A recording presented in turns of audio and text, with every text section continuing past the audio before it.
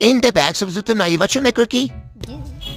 పెళ్ళికి వెళ్తున్నాను. పెళ్ళికా? ఈ వర్షంలో పెళ్ళి ఏంటి? పైగా ఆషాఢంలో పెళ్లి చేసుకున్న పిచ్చోళ్ళు ఎవరు? అవును కదా, ఆషాఢంలో అసలు పెళ్లిలే చేసుకోరు. మరి ఈ పెళ్లి ఎలా చేస్తున్నాడు ఏంటో గట్టిగా వెళ్ళి ఈ పెళ్లిని ఆపించేసి వచ్చేస్తాం. ఎవరిని అడుగుతావు? అసలు ఎక్కడ పెళ్లికి వెళ్తున్నావు నువ్వు చెప్పు.